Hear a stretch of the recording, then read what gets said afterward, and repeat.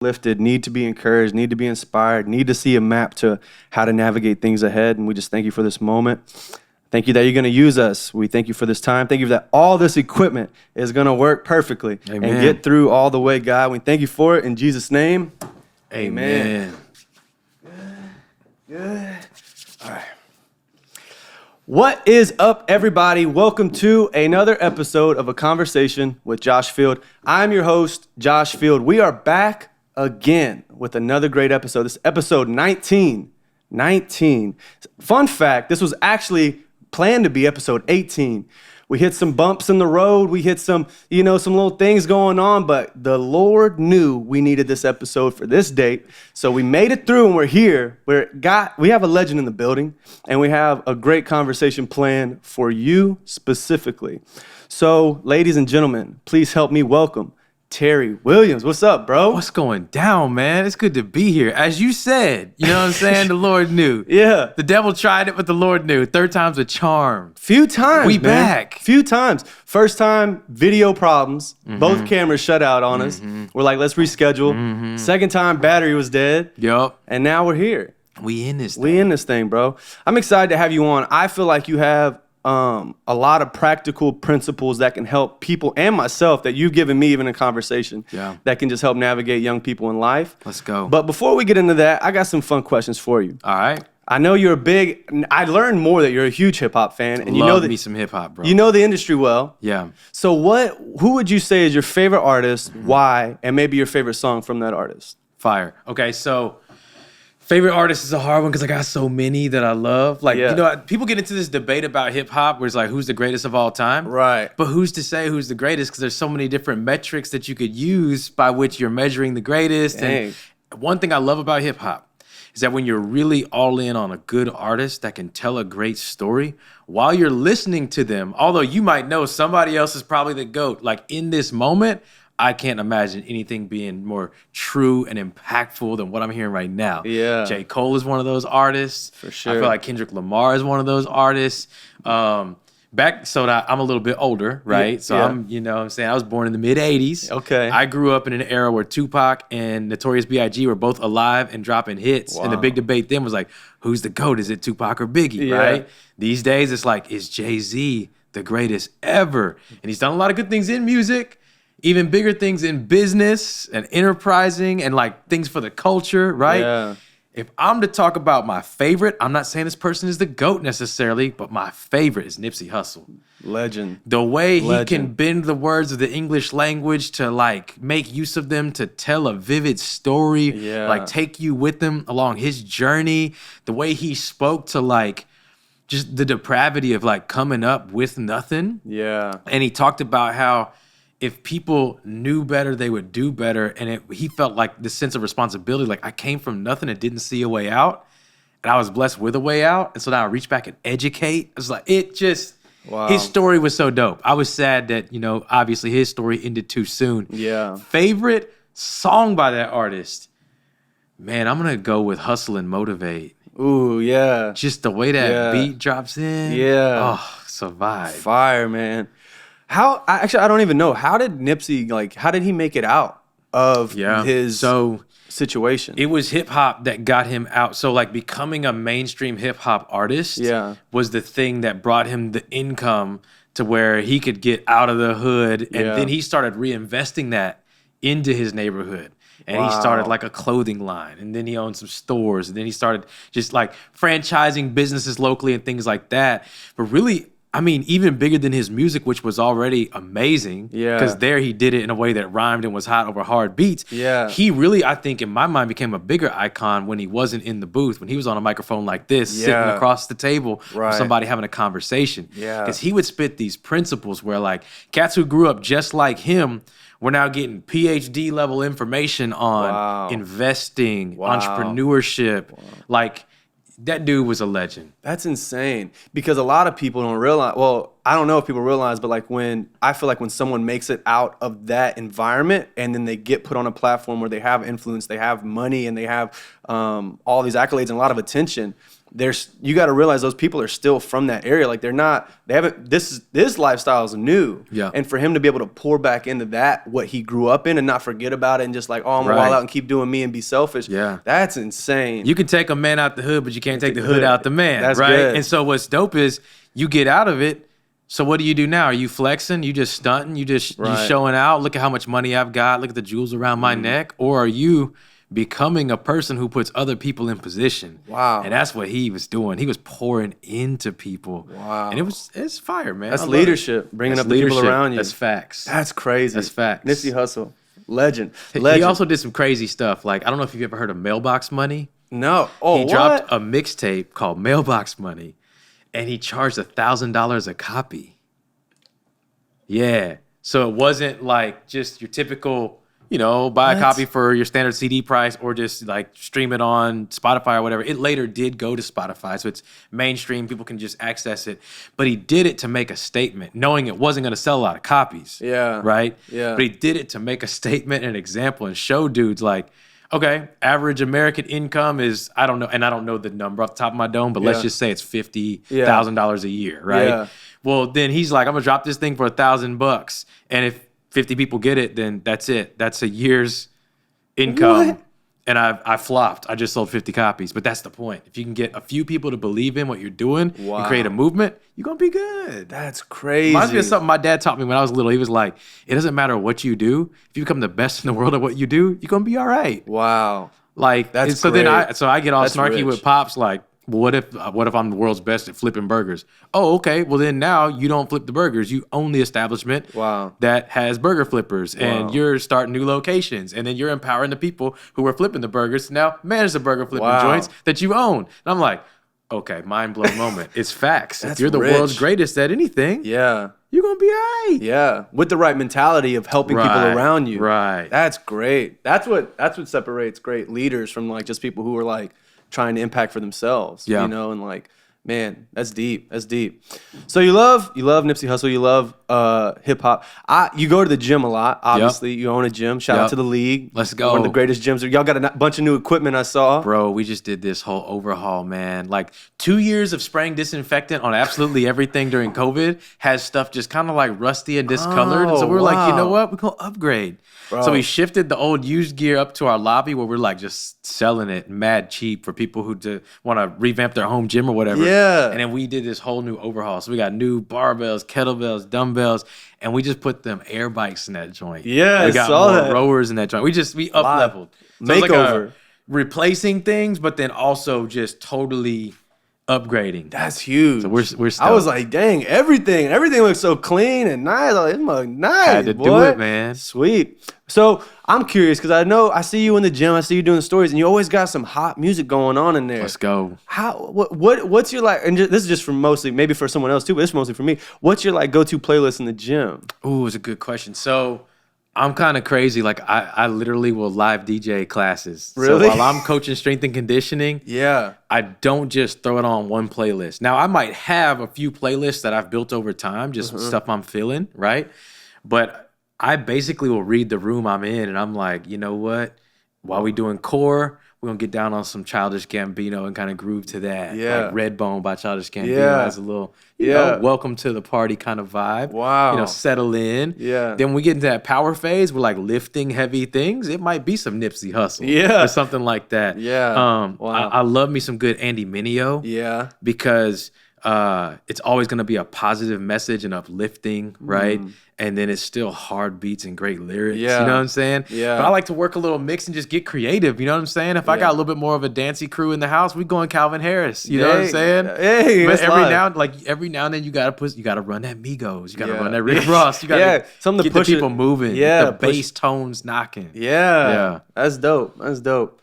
So obviously, great. You have a great gym, the league. You have 3 kids now. 3 kiddos, that's right. 2 boys and a girl. Yes. Great husband, great dad. And you serve a team of volunteers at the church. Yeah. You're over that. I want to talk about just like, we had a conversation. And I was like, dude, like how it's hard, I feel like, to be amazing at one of those areas And how do you balance the three? How do you juggle the three? And you said something great. I would love for you to just unpack just the balance of rhythm. What that looks like in being a gym owner, an entrepreneur, being a present father and husband, taking your wife out on dates, being at the church early on Sunday morning, crazy early, and leading people with a smile on your face. Like, what keeps you in that? How do you navigate that life? Yeah, for sure. So I think for one, it's like I'm not trying to go hard, hustle, grind, add more things to my plate. Like, there was no decision made on my part. Like, you know what? I think I want to co-direct a volunteer department, right? Like, there was never a day where I woke up and like, you know what? I want to help manage like 5,700 people, right? Yeah, right. But what happened was I was a volunteer in the local church for about 12 years, loved it, just loved serving. Like, wasn't about a paycheck. It was just, quite honestly, it's like I love the people that I serve with. Wow. Right? Yeah. I love playing any part of this message going forth. I love any part of assisting in something that brings life change. So I'm here for it, right? Yeah. And then just over the years doing serving and then ultimately kind of feeling like, man, I'm purposed to step up and to step over to the other side of this thing. And then some of our leaders began to like call me out, like, you know what? We were thinking about you. We thought like we see like a different style and level of leadership on your life. Yeah. And we don't want to like bury you with that or like the thought of obligation. So there's no pressure, but like, how are you feeling about it? So then as I talk it over with wifey, I pray over it. I really think about it. It just really came to a place of peace. Like, for this season, I believe that that's the lane I should be in. And so it's kind of more of like feeling called to it. Yeah. So I say that just on the front end to anybody who's like navigating big decisions or has way too much on their plate. Like, you could be called for a season to add more to your plate. You could be called to step away from something and not have it on your plate and just being nimble, being open. Like, it's all about purpose. It's never about position. Wow. Like, if you're so rattled about, I want to look like a boss, I want to do this or that, I want to have this platform, this level of influence. If your mindset isn't in the right place and it's me and mine and hashtag level up and be the boss, you can't sustain that. Wow. It's like God could bless you with it and then like that's on you to sustain. Wow. Right? That's good. But if he hands you something, you can receive it. You can welcome it as grace that you didn't deserve it. You didn't earn it, right? It's a God thing. A good idea is, how did I think of that? A God idea is, I could have never thought of that. Wow. You know what I'm saying? That's good. So I'm trying my best to navigate a God idea. Wow. And how do I balance it all? The thing with me is rhythm over balance. I remember Jabin Chavez coming in as a guest speaker, and he was speaking not in like a structured moment. This wasn't a part of a conference. This wasn't a part of a service. This was him in a small room with a group of leaders, and it was just kind of like workshop style. Like, we just gonna talk, no script. Yeah. And he said something that really jacked me up in the right way. He said, forget about the myth of balance, right? Think of balance like Santa Claus, like the Easter Bunny. It's cute ideas, right? Like, we love it. You know what I'm saying? Believing in it, nothing wrong with it. Yeah. But ultimately, at the end of the day, like, there's something else going on behind that, right? Wow. But rhythm, and this was so powerful for me, rhythm is the thing that'll keep your life in balance. Because if I have a rhythm, here's what it means. I am present fully where my feet are. So I can be a great dad because I'm communicating to the folks who work at the organization I'm leading at the gym, or folks who are serving in the church that I have a leadership position at. Like, at this time, I shift, I'm dad. So like, just as fervently and passionately as I was in here, like in logistics meetings and going through spreadsheets, at this moment, I am watching Paw Patrol. I'm changing a diaper. I'm on my hands and knees on all fours. I'm a horsey in the living room getting rode on. I'm out in the front yard practicing basketball with my oldest son. Shout out to little T. The Avengers are going to the championship game. Let's go. Here. I saw that. Them boys are going hard. Let's go. And he's getting buckets. I got to be a champion for my son who's soon to be a champion. I can't just be a champion for the organization I work for or the organization I lead. And so rhythm is important because it means that I delegate tasks Now, important designation, an important point of clarification here. Designating tasks or delegating to people does not mean that you just like defer to, like responsibility gets dumped on somebody. It means that you in wisdom understand what ought to be on your plate. Wow. And what others must carry so that you can be fully present to the things that you must drive that are on your plate, right? Wow. And so finding the right school for my kids where the curriculum is actually fire. Not just a daycare, not just, hey, take care of my kids because I'm busy. Right. But like, do you care about my kids? Do you nurture them? Do you pour into them? Because while I'm fully present at work, I'm going to need you to be fully present and engaged in the development of my child. Because when they come home from your school, I'm about to be fully engaged in assisting them through their homework and things like that, right? Wow. So for me to sit here with you, rocking this podcast, the gym is open right now. I'm not present at the gym. Wow. I got a guy named Tez. He's my right-hand man. Yeah. He's not just coaching a class and clocking in, clocking out, just showing up. Yeah. He's a guy who loves people well. He's a guy who pours into people. He's a guy who challenges people. He calls out the greatness in them that they don't yet see in themselves. Wow. He's a guy who, when I'm doing personal training one-on-one, he's my trainer. He's not just the employee where I like his boss. Like, he's my boss sometimes in my own gym, right? Dang, yeah. And so, pardon the lengthy answer here, but I think the important thing here is that if you have a lot on your plate, you got to forget about how do I balance all this stuff. You got to be fully present to where your feet are, and you got to set up systems in your life such that roles are delegated and you can have the freedom to be present. Like, I'm here undistracted, not stressing about what's going down at the gym. Right. Because the guy who's in there, I can say humbly, like, I trust him. He's my leader too. Wow. So he can sure lead the people who are clients of the organization we're running. Wow. Right? I think that where people get it twisted is that balance would mean that things carry equal weight. So for me to focus on balance says my relationship with my wife, how I show up as a father, and what I do for a living have equal weight. Like, what? Wow. Come on, fam. Family gonna be heavier than all of this. It's heavier than entrepreneurship. And I try to run the kind of organization that deals with the kind of people that understand that. Yeah. You know what I'm saying? I'm not slighting anybody saying that. Wow. I think family is bigger than ministry. I'm part of a ministry that's like, yeah, bro, go be a good dad. We support you, right? Wow. Family over everything. So I got to be fully present to family just as sure as I'm fully present to the work I do. Man, that's brilliant. That's great. Was that something that you like discovered as you became a father or a husband then a father, or was that something you were taught as a son? You know, when did you pick that up, and really what made you own that? Because I feel like that's a characteristic that people like maybe who weren't taught that can own that and be like, I want, like, my family's gonna be a priority. Like the people who, like, my legacy is gonna be a priority. I want to make room for my children to flourish and my grandchildren to flourish. Like, when did you pick that up and own that? Honestly, I think it was circumstance taught me that. You know what I mean? I don't think I was naturally wired. Now, I will say, I think I always dreamed of being a great husband and father. Yeah. And that's still something I'm like trying to grow into being, you know?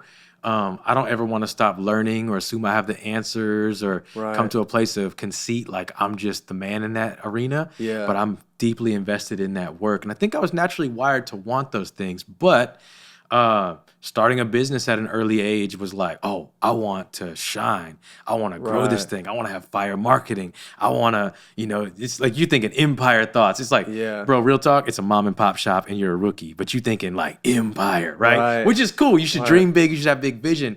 But what I'm saying is initially I was on a track to become a workaholic, burnt out, depressed, just all my eggs were in one basket and I was focusing on one thing with everything I had. It took me coming to a pretty severe level of burnout to really question, like, okay, is this about what I do or why I'm doing it and who I'm doing it for? Wow. Right? And then having kids absolutely changed it because the thing I had dreamed of being was now in front of me, like, oh, now I am a dad, right? Yeah. So, I mean, gym's going well. It's awesome. We're now franchising. We're having cool conversations with folks about taking it to other cities. Yeah. It's an exciting time. But my core values tell me.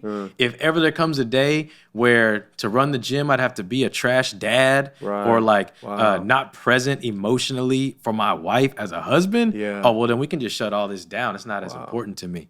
We can eat beans and rice and go broke and figure something else out until the next opportunity comes. But I'm not going to allow what I do to trump who I am. That's amazing. That's amazing. And that's such a selfless desire. Does that come easy for you, or is that like something like you practice at, like serving your wife, serving your kids, like is that like something like you're naturally someone who can give that, or is that something you're working at to get better and you see it getting maybe not easier but more natural? Yeah, more natural for sure. Like I'm not gonna claim to be an expert at any of this. Yeah, because I think we can only ever lead from a position of learning. Wow. So I'm committed to learning. Yeah. I'm trying to learn every day who my wife is, what matters to her, how I can best serve her. Yeah. And I'll do it imperfectly sometimes, but I'll always do it with intention. Wow. And I'll always seek to lean in her direction. Yeah. She's incredible too. She's leaning in my direction. Yeah. And when two spouses do that, nobody gets missed, right? Right. I'm trying to be fully me, but I'm trying to be the version of me that serves her best. Wow. You know what I'm saying? That's great. But I mean, does it come natural? I think that in a way it does. I naturally carry a desire to, but like you said, it's a thing that you kind of exercise and you put work into, and over time it could become more of an automatic tendency. Over time it can become more of a thing that feels natural to you. So it's something that I'm growing in. I'm constantly exercising that muscle. That's great. Yeah. And even to hit you more on that, I'm curious. I was having a conversation with a friend the other day, and we were talking about he recently got married, recently had a kid, and he was like, now my life it's all about her, it's all about him, the son. And I was like, man, that's interesting, because he was like, nothing's about me. How do you, because like obviously you still have desires, you still have a job, you still have goals, like how do you, like there's got to be things that you want to support for yourself, but like what's the balance of that, like making sure. I love what you said when we were having coffee. You were like, you stay curious about Ashley, and what did you say, asking open-ended questions, and talk about that. But like, how do you do that and make sure she's priority, but also not like just like throw yourself in the gutter, you know, like how do you what's the balance or the rhythm of that? Yeah. So I think that a really big thing is understanding that it's all an unfinished work. Wow. So I married Ashley when I was in my early 20s. I plan to stay married to Ashley until I'm in my early hundreds. You know what I'm saying? Till it's time to kick the can and go be with Jesus. Yeah. How arrogant would it be of me to assume I know everything about her? Wow. Right? I'm in the early end of a very long story with the love of my life. I find it to be a blessing and a beautiful thing to be constantly discovering new things about her, right? Wow. And so I love getting curious about my wife. I love asking questions that don't just have a yes or no answer, that allow her to think through what's important to her, what matters to her, what really just makes her soul sing, and us to be on that journey together and finding out where are we going next. Like one of our favorite things to do is we go hiking. And when we go hiking, it's dope because like you don't know the end of that trail, but you're trusting that it's going to be beautiful as you continue hiking. Wow. You might take a break, sidestep the trail for a minute, you know, take your little picnic situation out the backpack and enjoy that and then get back on the trail. Yeah. You might have points where you're like, is this even still the trail? Revisit that map. Oh, we don't got no cell service out here, so it's time to figure it out. You're in such trust together as you navigate a process where you don't know the finish line. And then when you get to see beautiful things along the way, it's a reminder that you're on the right track. Wow. So I'm committed to that curiosity with my wife. Wow. I'm committed to that curiosity with my kids. Like, Lil T's basketball team is crushing it, and I'm proud of him. Yeah. And if he says next season, like, Dad, I didn't like basketball. I don't want to do basketball again. Okay, cool. So what are we doing now? Soccer? What are you into? Yeah. And I'll support it. Wow. Not going to be like, you made the wrong call, and I told you so, and you should have been over here. Like, I want to discover who my kids are by exposing them to things. Now, if he wants to quit in the middle of a season, that's different. You're going to finish what you started, right? Yeah, that's good. So there's a lot in that, to journeying, to staying curious, to being in trust. And then how do I do that without losing myself? I do think that my life's priority is the legacy that I'll leave. I do think that wifey comes first, the kids come first, right? But I try my best to take care of myself too. Yeah. And to just understand the value of me time, taking a little break to just chill and be, you know? And I know that for different people, it's different things. For some, it's not a chill thing. It's like, when I'm doing my me time, I got to be, you know, with the guys and go hooping on a Monday night, or, you know, I like to do this or that, right? And for me, honestly, at this season of my life, it's like less is more. Like when I get time where my calendar is empty, which can be hard to do when you're juggling a lot of rocks and you're busy. When I get to a time where my mind is empty, like I'm not stressing, thinking about stuff, planning things, running and gunning, that to me is so recharging for me. Like getting my Saturday morning walk at sunrise before my family is awake, walk down to the lake, chilling. That's like my prayer time. Yeah. That's my meditative time. That's my time to just kind of like get quiet so I can then live loud when I get back out into the world. That's great. Get quiet. So you said so you can live loud? Wait, yeah, I got to get quiet so I can live loud. That's great. Right? So I want to, on Monday morning, which, by the way, I'm a thank God it's Monday person. People be talking about thank God it's Friday. By Friday, I done emptied the tank because I'm going to go ham all week long. So dope. Monday morning, 4 a.m., up and rocking. Yeah. On some let's go type energy. Yeah. To be that person, I got to also be the person who is finding quiet spaces within the week where it's like, you know what? I'm just going to enjoy my little matcha tea and I'm chilling and I don't really care to scroll through Instagram right now. Yeah. And, I'm not going to sweat the things that stress me or frustrate me. Like, this is the time for me to just be. Yeah. And I feel like that's huge because that's setting the trajectory of your day, was having that morning. Because you posted, I don't know if it was today or yesterday, about your morning routine. You were like, nobody mess with my morning routine. Yeah, I was reposting something from Jay Shetty. He was talking about his morning routine. Yeah. And he's such a boss with just like what he teaches in terms of like honoring routines and starting your day off strong. And I just love so much that he spoke to that. And I was like, I got to repost that. Man, that's great. When did you like, because I know girls like have like nightly routines, like some guys have morning routines. Like I know for like Murph and I, like sometimes he'll wake up before me and he'll like come on, like either do the dishes, turn on worship music, do his thing, or like I'll like do my, like brush my teeth, come in here, make some coffee, make some breakfast, do a Devo. Like when did you discover your routine and how has that like changed your day? I don't know, like I feel like I love your excellence, and I feel like you've probably been like excellent your whole life, but I really don't know. So like when did you like all right, my morning like is my me time? Was it when you got married and you're like, I need to navigate this new venture with my spouse, or was it like something you were doing in high school? Did you wake up at 4 a.m., hit some push-ups, and then like what were you doing, you know? In high school, I would link up with my buddy Wes, who lived like 3 houses down. We'd hit the garage early in the morning and get us a couple reps, you know what I'm saying? Really? Man, yeah. That's amazing. I'm not surprised. That was connected more to that friendship and how he was a self-starter and he would push me hard. Then came the days after I graduated college where I was looking to become a trainer, and I was taught real early on, like, oh, you trying to get any kind of work, get any kind of clients, you got to be willing to wake up early. Yeah. Because these jokers who've been doing it for a long time, they built their book of business. They done got comfortable or lazy, whatever you want to call it. Yeah. They're like, I don't work before 10 a.m. Yeah. Because they're like high society. They got the power to do what they want to do. Right. So it's like, okay, rookie, you got to be willing to take these 5 a.m. clients, you know? And so I kind of got into a rhythm there of choosing to wake up early, because at that moment it was like, I need this for opportunity. Right. But then it became like, oh, I'm in this routine. I feel good about this. I love this. I learned things about myself. I learned that I'm at my best early in the morning. And I know that's not right for everybody. Some people are night owls. My wife is one of them. If you gave her the options to wake up early, go hard, be done sooner, or sleep in longer and work later, she'd love to work later. Yeah. I'm like on that early end. Now it comes with the reality that in the evenings I'm like, yo, I'm done. Yeah. Like I'm clocking out. Like I'm not gonna be the one staying up all night working on something. Like I'm through. Yeah.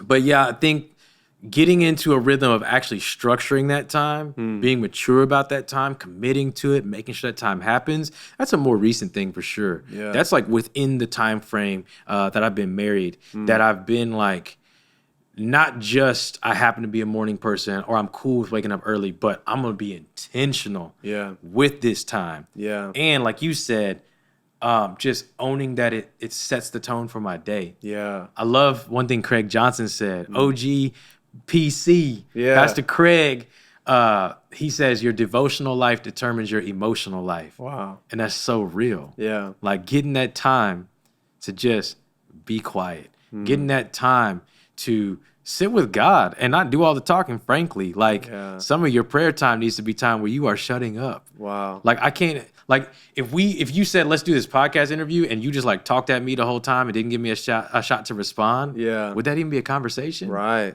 It wouldn't be a conversation with Josh Field. It'd be a rant by Josh Yeah. Field. Yeah. Wow. And so I think of the same thing when it comes to my quiet time, my devotional time in the morning. It's intentional time. It's not just, that's great. God, thank you so much for my life. And God, please help me with this. And God, this part of my life really sucks. If you could bless me, that would help a lot. And God, I'm really struggling to believe in you because I never hear from you.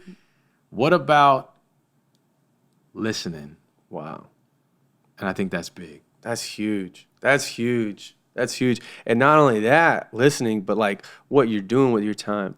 And to keep going into that, because so many great gems you're dropping.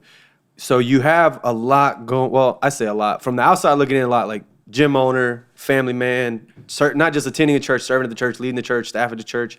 What do you do? I know you mentioned like going on walks and stuff like that, quiet time. What do you do for rest? Like, and how do you know when you're like, do you know when you're gassed, or how do you prevent yourself from getting gassed? Because I know I've heard people say like, don't make decisions when you're wore out. Yep. So how do you prevent yourself from getting to that state? Bro, that is a huge question. So answering that from the standpoint of being married, having kids, being at age 36, I would look back at myself at age 26 and say the following, okay? Learn to know when it's time to pull back. Wow. Because the thing is, I do love what I do, right? So I'm really busy, I work hard, do all of that, right? But you can almost, it's a big advantage to know what you're purposed and called to do. But there's like this buried disadvantage in it, in that because you love it, you don't view it as work. I love the maxim of do what you love, you'll never work a day in your life, but it's hocus pocus in some regards. Your work is work. Your work costs you something. Yeah. Your iPhone battery can't just go all day. Even if it's doing stuff for you that you love, that battery is gonna die. That's good. And it's the same thing with you working yourself like crazy. Sure, go get more clients, go kill it. Sure, go do more things, go hop on more podcasts, go get more engagements and opportunities. But if you just love it so much that you've convinced yourself that you're Superman and you can do it without end, you've lied to yourself, and at some point you're going to have to pay the bill on that debt that you've gotten yourself into. Rest debt is nothing to play with. Wow. Having gone through severe burnout, I can tell you it's nothing to play with. It takes so much to untangle that. And so developing a skill for knowing when it's time to rest is critical. And for me, I've developed that skill or am still learning how to develop that skill. It's a journey, right? You never, ever touch the finish line. It's always a work in progress. But for me, what I'm learning is that rest for me looks a lot like time in nature, time where I am disconnected from tech devices. Anne Lamott once said, everything works better when you unplug it for a few moments, including yourself. Wow. And that hits different. Wow. Like that really resonates with me. I like to just get unplugged. I like to take a walk and not be staring at my phone and looking through my calendar, but to just notice the trees. I love to have a long drive. I love trying to get more sleep. That sounds boring to somebody out there. To my 26-year-old self, that would sound like a very boring answer. But at 36, I'm like, yeah, getting a full night of sleep, that's a vibe. Yeah, right. That's amazing. I love that. I want to know now, I think we've hit everything I wanted to talk about, but I just want to keep going. But if I know you were talking to your 26-year-old self, I'm not 100% sure what your child, like your growing up stage look like. But if you could go back and maybe encourage your 16 or 18-year-old self, yeah, what is something you know now as a father, a husband? What would you go back and give your younger self advice for? Wow. Well, I would tell myself to not worry so much about fighting for approval. Now being a dad, it's crazy. It's like my sons educate me on how I'm viewed as a son. And I mean that in a spiritual and also a natural way. So I think about my dad and how I'm a very different person than my dad. And how growing up I might have felt like, man, he probably wishes I was a superstar running back and that I would pledge the fraternity that he pledged in college. And he probably wishes I was this and that. And maybe he don't understand that I'm a creative, right? I would have had all those, Yeah. And I think maybe that can like jack with your decision making because you're trying to be who you are, but you want to make your pops proud, right? Yeah. But now being a dad, I see so clearly like, bro, whatever my kids get into, whoever they become, I'm just here to support that. Like, God don't have grandchildren; those are His children, and I'm here to steward their life. I don't own these kids, and so I don't have to impose myself on. And now being an adult, I have such a great relationship with my dad. Always did, by the way. He's an incredible father. Was always present. He always communicated that he loved me and was proud of me.